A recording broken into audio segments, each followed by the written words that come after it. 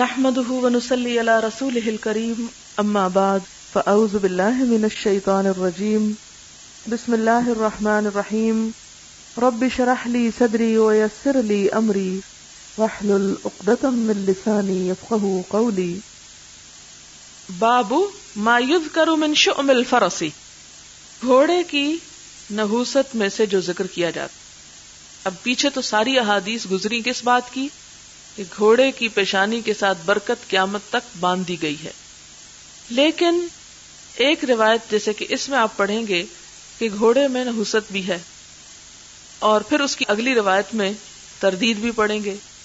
اب یہاں اس بات کو سمجھنے کے لیے یہ دیکھیں کہ اس حدیث کا معنی یہ ہے کہ بعض اوقات جو چیز بہت ہی خیر کا سبب ہوتی ہے بسا اوقات وہ انسان کے لیے باعث مصیبت بھی ہو جاتی.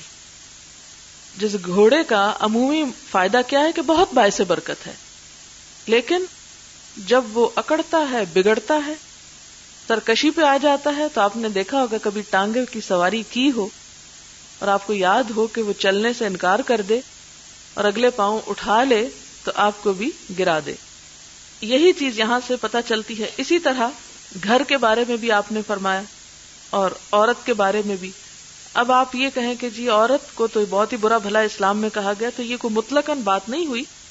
بات اس میں یہ ہے کہ بعض اوقات عورت کی بد زبانی اور بد اخلاقی جو ہے پورے خاندان کے لیے مصیبت ہو جاتی ہے، جہنم بن جاتا ہے خاندان.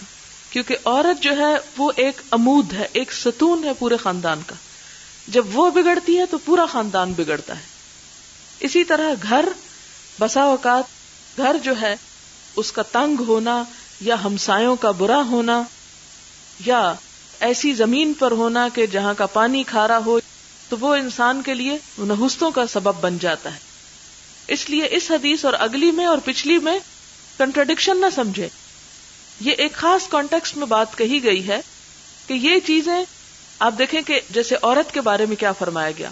آپ صلی اللہ علیہ وسلم نے فرمایا حبب الی من دنیاکم الطیب والمرأۃ، کہ میرے لیے تمہاری دنیا میں دو چیزوں کے لیے اٹریکشن ہے یا مجھے بہت پسند ہے، یعنی جن کو آپ نے اپریشیٹ کیا، ایک خوشبو اور ایک عورت. یعنی عورت کی خوبی یہاں بیان کی گئی کہ عورت کوئی حقیر چیز نہیں، بری چیز نہیں، بلکہ آپ صلی اللہ علیہ وسلم نے عورت کو عورت ہونے کی حیثیت سے بہت عزیز سمجھا. لیکن جب عورت بگڑتی ہے تو پورا معاشرہ بگڑ جاتا ہے.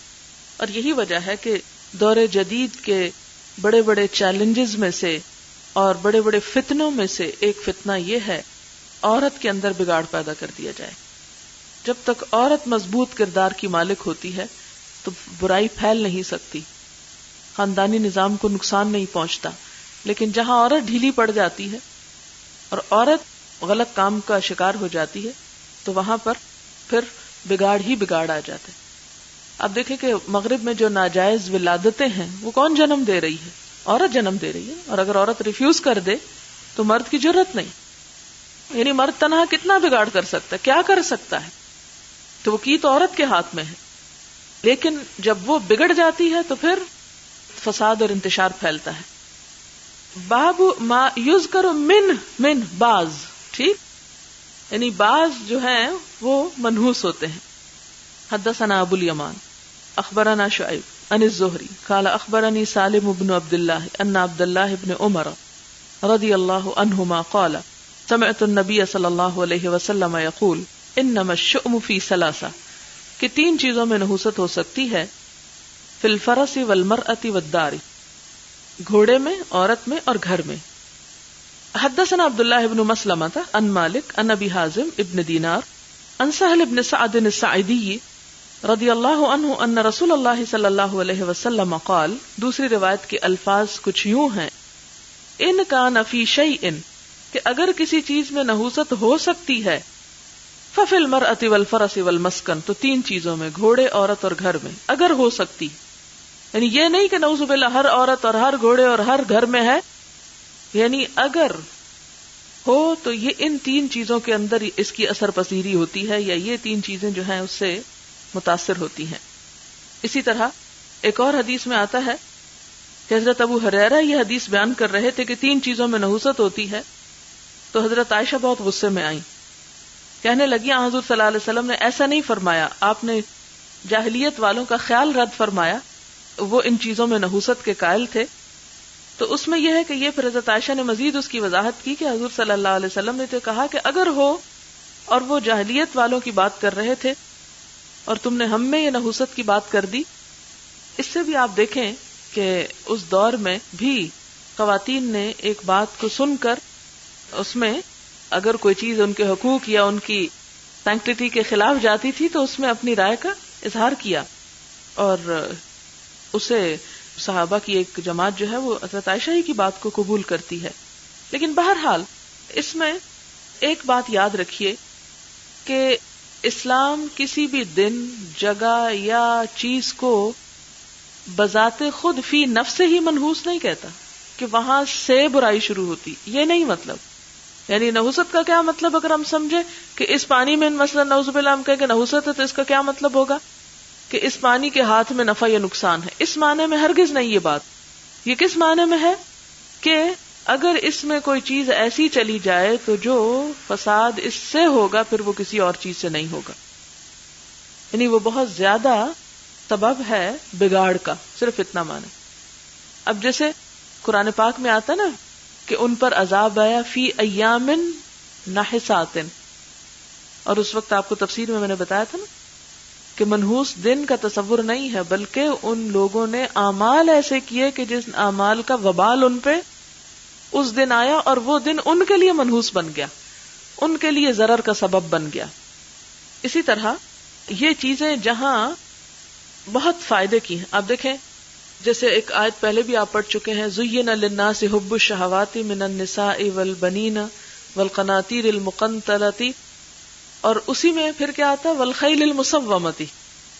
اب وہاں بھی یہ تین چیزیں خاص طور پر ان کا ذکر ملتا ہے، یعنی زمینوں کا بھی ذکر ملتا ہے۔ تو انسان کی زندگی میں تین چیزیں بڑی اہمیت رکھتی ہیں، بیوی، سواری اور گھر، اور ان تین چیزوں پر ہی لوگ فخر کرتے ہیں، اور ان تین چیزوں سے سٹیٹس بنتا ہے۔ اگر یہ تین چیزیں جو ہیں ان کے اندر کوئی بگاڑ پیدا ہو جائے تو انسان کی ساری خوشیوں پر پانی پھر جاتا ہے۔ اچھا، نحوست کے ساتھ لکھ لیجئے، نحوست یعنی عدم موافقت، ایک معنی یہ بھی ہوتا ہے، یعنی وہ چیز اس کو راس نہیں آتی، موافق نہیں آتی۔ مثلا طبیعتوں یا مزاجوں کا باہم نہ ملنا، اب اس سے کیا ہوا کہ مزاج نہیں ملتا، اس سے وہ بگاڑ شروع ہوتا ہے کہ جو کہیں رکنے کو آتا نہیں۔ اسی طرح آپ نے دیکھا ہوگا کہ بعض کو سرکش گھوڑے کچھ اور لوگ ان کو سدھا لیتے ہیں، ان کے ہاتھوں سے وہ درست ہو جاتے ہیں۔ اسی طرح کچھ زمینیں بے آباد ہیں یا گھر بے آباد ہوں تو کچھ اور لوگ ان کو آباد کر لیتے ہیں۔ بعض اوقات یہ ہوتا ہے کہ بعض لوگوں کے اعمال کی وجہ سے بھی بعض چیزیں جو ہیں ان کو راس نہیں آتی۔ ایک تیسری بات یہ بھی نوٹ کر لیجئے کہ جیسے وہ دن ایام النحسات کا تصور کیا تھا کہ وہ جو دن تھا ان کو راس نہ آیا، کیوں نہ آیا، کیا وجہ تھی؟ بدعمالی کی وجہ سے، ان کے اعمال کی وجہ سے ان کو راس نہ آیا۔ وہ دن ان کے لیے مصیبت اور قیامت بن کے گزرا، باقی دنیا والوں کے لیے تو نہیں بنا، انہی کے لیے بنا جو برے لوگ تھے۔ اسی طرح بعض اوقات انسان کے ایک طرح سے گناہوں کی سزا کے طور پر یا بدعمالیوں کے نتیجے میں کچھ چیزیں جو دوسروں کے لیے خیر کا سبب ہوتی ہیں اس کے لیے وہ خیر کا سبب نہیں رہتی۔ اب دیکھیں بعض اوقات کوئی شخص ایک چلتا بزنس لیتا ہے اور بہت اچھا چل رہا ہوتا کیا ہے کسی دوسرے کے ہاتھ میں آتا ہے اور وہی چیز اس کے لیے بیکار ہو جاتی ہے۔ کہانی آپ نے سنی ہوگی، چلے آج ہم کہانی سنتے سناتے۔ ایک بادشاہ کہیں سفر کر رہا تھا، شیخ سعدی نے یہ کہانی لکھی ہے، مجھے اب ریفرنس یاد نہیں لیکن کہانی اپنی جگہ موجود ہے۔ تو وہ سفر کر رہا تھا، تو سفر کرتے کرتے راستے میں اس کی ملاقات ایک جگہ پر ایک چرواہے سے ہوئی یا کسی شخص سے ہوئی جس کے پاس سوکھی پتلی سی بکری تھی۔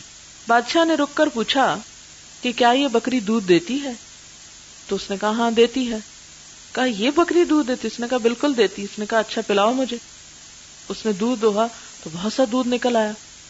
بادشاہ بڑا حیران ہوا کہ یہ تو بڑی عمدہ بکری ہے۔ پھر اس کے بعد بادشاہ نے سوچا کہ اتنی عمدہ بکری اس شخص کے پاس نہیں رہنی چاہیے، مجھے لے جانی چاہیے۔ اس کے بعد اس نے دوبارہ اس کو کہا کہ مجھے اس بکری کا اور دودھ نکال کر دو، یعنی یہ دوسرے ٹائم کی بات ہے، ذرا ایک وقت میں تو ایک دفعہ ہی نکلتا نا، پھر دوسری دفعہ یعنی دوسرے سیکنڈ ٹائم جب وہ دوبارہ نکالنے لگا تو بکری نے تھوڑا سا دودھ دیا، تو وہ شخص بھی بڑا پریشان ہوا، اور وہ بادشاہ بھی کہنے لگا کہ کیا ہوا؟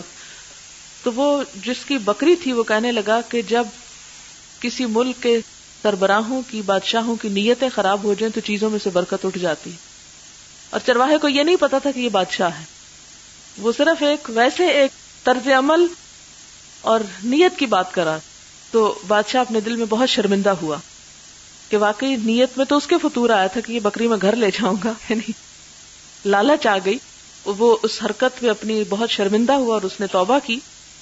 تو عموماً یہ بھی ہوتا ہے کہ بعض اوقات نیتوں کی خرابی کی وجہ سے، نیتوں کے فطور کی وجہ سے، لالچ کی وجہ سے، حرص کی وجہ سے چیزوں کے اندر سے برکت اٹھ جاتی۔ آپ نے وہ حکیم بن حزام کی حدیث سنی جس میں آپ صلی اللہ علیہ وسلم نے کیا فرمایا تھا کہ مال بڑی میٹھی چیز ہے، جو اسے دل کی قناعت سے لیتا ہے بورے کا لہو فی، اس کے لیے اس میں برکت ڈال دی جاتی، لیکن جو اس کو دل کے لالچ سے لیتا ہے اس کا پیٹ اس سے کبھی نہیں بھرتا۔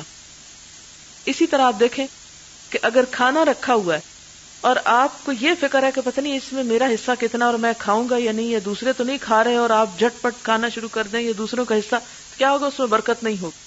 آپ نے دیکھا ہوگا کہ بعض اوقات آپ بچوں کو کوئی چیز دیتے ہیں اور اس پہ ان کی حرص اور لالچ ہوتی ہے، کسی کا بھی پیٹ نہیں بھرتا، لیکن اگر آپ تربیت کے ساتھ وہ لالچ ان کے دل سے نکال دیں تو آپ دیکھیں تھوڑی چیز بھی آپ کے گھر میں کافی ہوگی۔ اور میں نے اس کا ذاتی زندگی میں تجربہ اور مشاہدہ کیا کہ چیز ختم ہونے کا نام نہیں لیتی، اور وہ کس وقت جس چیز میں وہ لالچ اور حرص نہیں ہوتی، لیکن جس چیز میں حرص آ جاتی، لالچ آ جاتی، اس چیز میں سے برکت ختم ہو جاتی۔ یہ اپنی زندگی کا ایک اصول بنا لے، توکل اور بھروسہ اللہ کی ذات پہ کریں، کسی مال، کسی مادیت، کسی چیز پر نہیں۔ جب آپ ایسا کریں گے تو انشاءاللہ آپ کی چھوٹی سی کوشش بہت بابرکت ہو جائے گی، آپ کے پاس تھوڑے سے پیسے بہت بابرکت ہو جائیں گے۔ آپ نے دیکھا ہوگا کہ بعض اوقات ایک ہی اسٹیٹس، ایک ہی گریڈ کے لوگ رہتے ہیں، اور کچھ لوگ ہر وقت رونا روتے رہتے ہیں، پورا نہیں پڑتا، پورا نہیں پڑتا، اور کچھ لوگ اسی تنخواہ میں انتہائی مطمئن ہوتے ہیں۔ تو فرق ہے نا نیتوں کا، فرق ہے نا لالچ اور اس طمع کا۔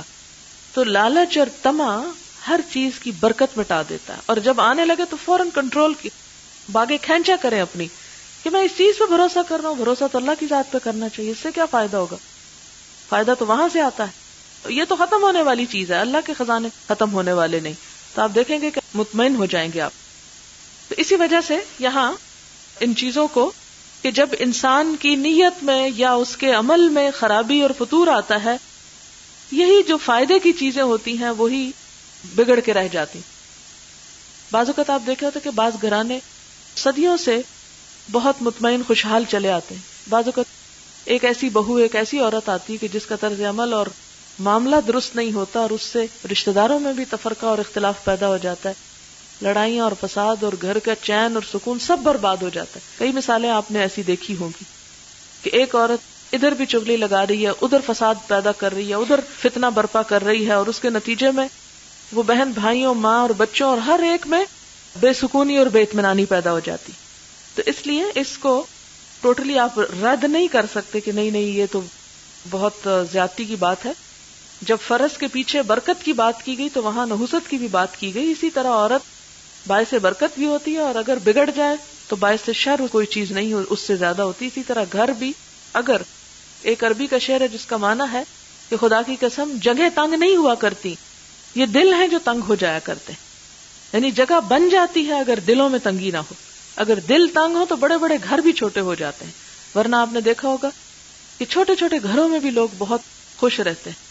اور ہم نے اس کا اپنے الہدا میں تجربہ کیا ہے، اور لڑکیاں جو ہاسٹل میں رہتی ہیں، وہ گھر جو 5-10 لوگوں کے لیے بنا ہوتا ہے، 50-50 لوگ رہتے ہیں اور خوشحال رہتے ہیں۔ اور اگر شدید گرمی کے موسم میں جون جولائی میں 100-150 لوگ بھی رہنا چاہیں تو رہ لیتے ہیں، اور ان میں کوئی باہم بدمزگی پیدا نہیں ہوتی۔ تو یہ دلوں کی خوشی اصل خوشی ہوتی ہے اور اطمینان ہوتا ہے، جس سے جگہوں میں بھی برکت پڑ جاتی ہے. تو اس لیے یہ حدیث بہت سمجھنے کی ہے، کیونکہ یہ ان حدیث میں سے جس پر لوگ بڑا اعتراض کر کے فوراً آپ کو کہتے ہیں کہ جی اسلام میں تو عورت کو یوں برا کہا گیا ہے. تو یہ مطلقاً کا لفظ سمجھتے ہیں نا آپ، کہ ایسے نہیں کہ صرف عورت ہونا ہی نحوست کا سبب ہے یا گھوڑا ہونا نحوست کا سبب ہے. دوسری حدیثوں میں دوسری بات بھی کی گئی ہے. باب الخیل لثلاثۃ، گھوڑے 3 طرح کے لوگوں کے لیے ہیں. وقول اللہ عز وجل، اور اللہ تعالیٰ کا فرمان ہے، والخیل والبغال والحمیر، اور گھوڑے اور خچر اور گدھے کس لیے پیدا کیا اس نے؟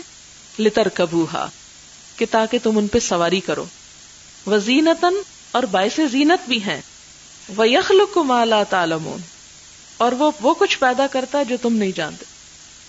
اچھا، اگر آپ نے کبھی گھوڑوں کو اکٹھا چلتے دیکھا ہو تو آپ یقین کیجئے کہ آپ دیکھتے ہی رہ جائیں گے، آپ نظریں نہیں ہٹا سکتے.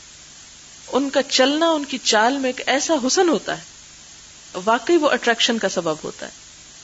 اور اسی لیے حضرت سلیمان علیہ السلام نے جب گھوڑے ان کے سامنے بہت زبردست قسم کے پیش کیے گئے، کیا کہا؟ انی احببت حب الخیر عن ذکر ربی، کہ میں اس مال کی محبت اپنے رب کی یاد کی وجہ سے اختیار کرتا ہوں. اور وہ کس لیے؟ کہ یہ گھوڑے مجھے جہاد میں کام آئیں گے. حدثنا عبداللہ بن مسلمہ عن مالک عن زید بن اسلم عن ابی صالح السمان عن ابی ہریرہ رضی اللہ عنہ ان رسول اللہ صلی اللہ علیہ وسلم قال، نبی صلی اللہ علیہ وسلم نے فرمایا، الخیل لثلاثۃ، گھوڑے 3 لوگوں کے لیے ہیں، یعنی 3 قسم کے لوگ ہوتے ہیں جن کے پاس گھوڑے ہوتے ہیں، اور وہ تینوں مختلف قسم کے ہیں.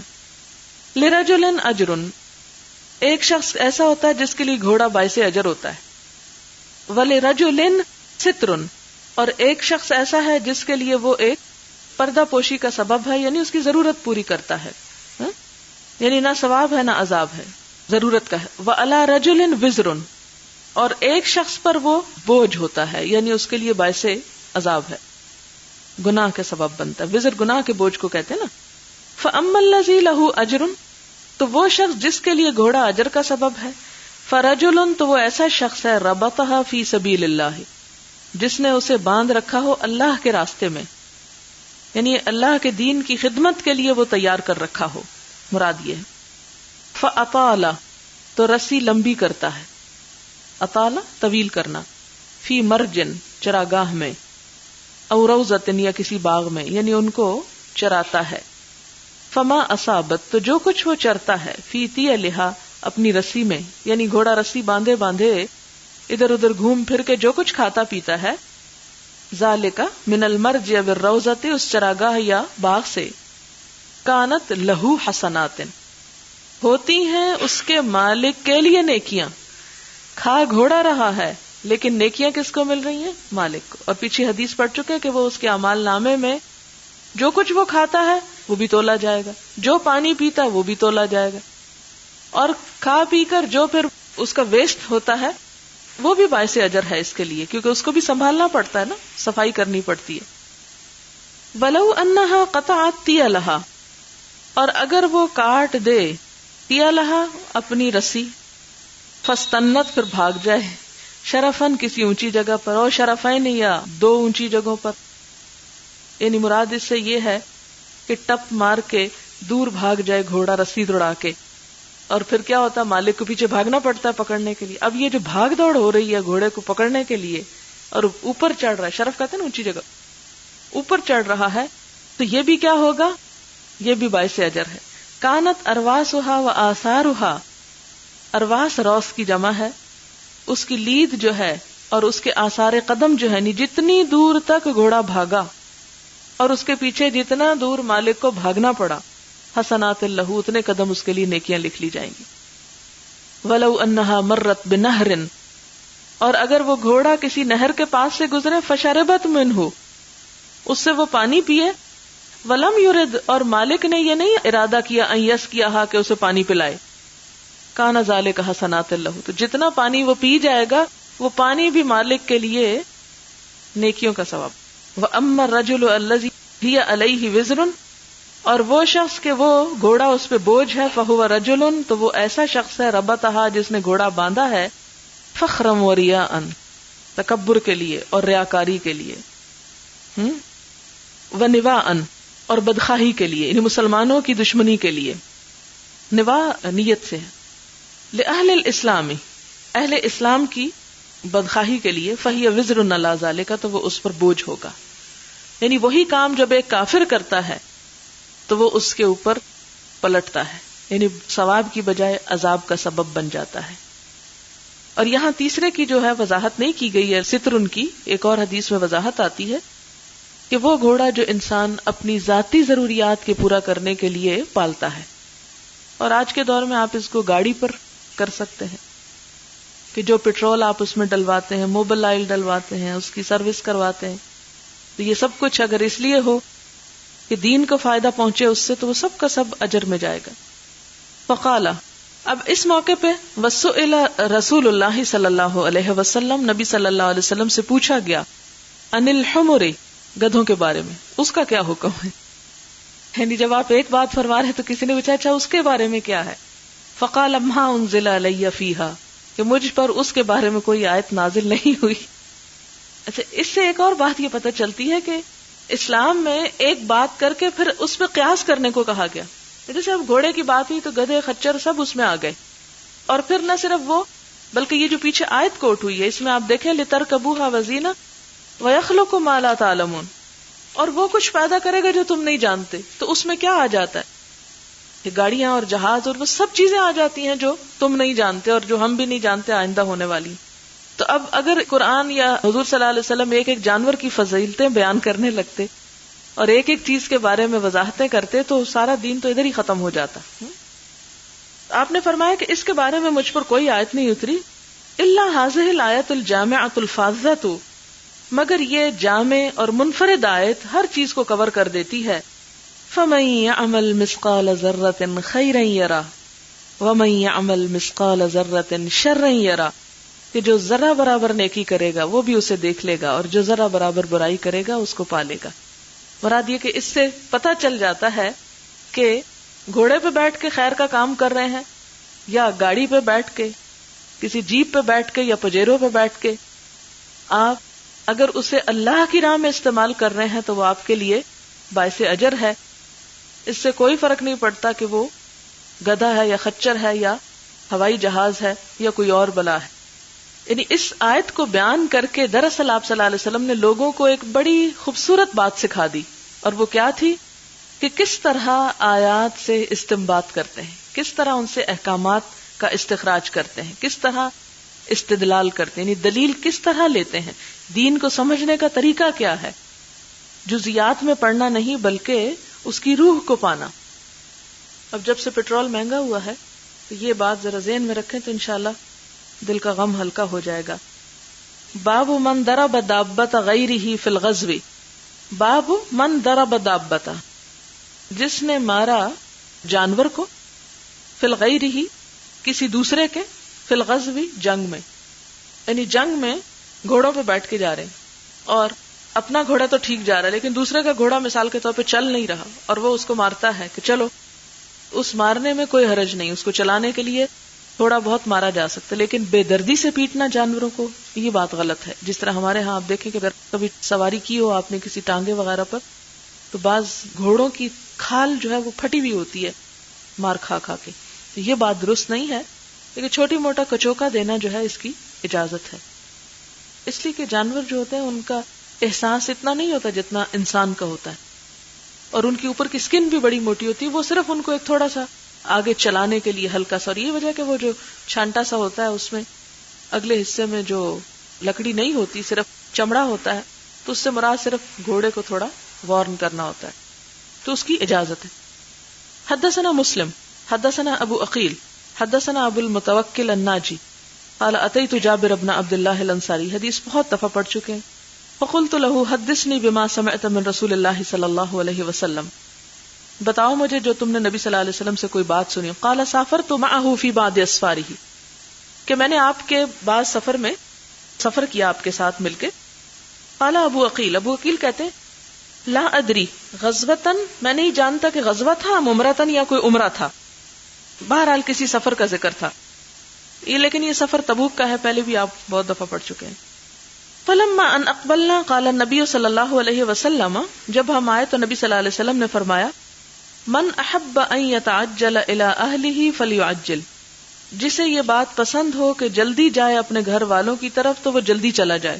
یعنی غزوہ سے واپس آ رہے تھے، آپ نے سب کو کہا کہ ضروری نہیں کہ سب مل کر اکٹھے ہی واپس مدینہ پہنچو، جو جلدی جانا چاہتا رکنا نہیں چاہتا وہ بے شک چلا جائے. قال جابر کہتے ہیں فاقبلنا، تو ہم آئے، وانا علی جمل، اور حضرت جابر کیوں آگے انہوں نے نئی شادی کی تھی کہتے ہیں، تو یہ جلدی واپس آ رہے تھے. تو کہتے ہیں کہ وانا علی جمل، میں اونٹ پر بیٹھا ہوا تھا، لی میرا، ارمکا سرخ سیاہ، لیس فیہا شیۃ، جس میں کوئی داغ نہیں تھا، بہت خوبصورت اونٹ تھا جس پہ میں سوار تھا. والناس خلفی، میں اتنا آگے تھا کہ سب لوگ میرے پیچھے تھے، یعنی میں اتنا تیز جا رہا تھا. فبینا انا کذالک، تو اس اسنا میں اس کام علیہ، کہ جب میرا اونٹ جو تھا وہ کھڑا ہو گیا، اڑ گیا. فقال لی النبی صلی اللہ علیہ وسلم، تو آپ نے فرمایا استمسک، اسے روکو اس کو.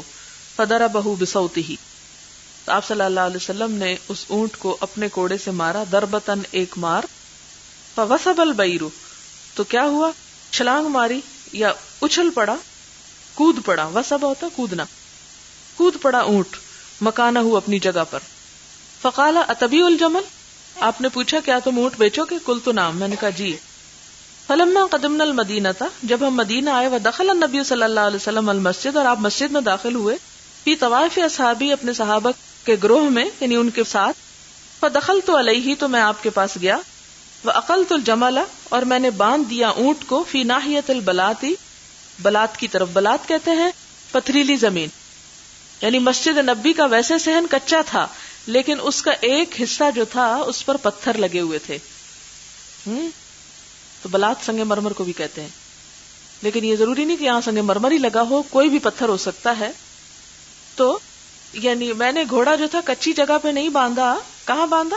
پتھریلی جگہ پہ جہاں پتھر لگے ہوئے تھے فرش پہ. فقلت له هذا جملک، میں نے آپ سے کہہ دیا کہ یہ اب آپ کا اونٹ ہے.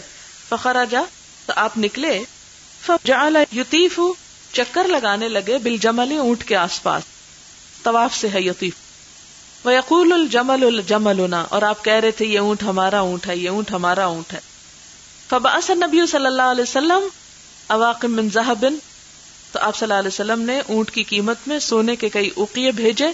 فقال اعطوها جابرا، فرمایا کہ اس کو بھی جابر کو دے دو، یعنی اس قیمت کو جابر کو دے دو. ثم قال استوفیت الثمن، پھر فرمایا کہ تم نے قیمت پوری لے لی، پوری ہو گئی قیمت، یعنی اس کا پورا معاوضہ ہو گیا.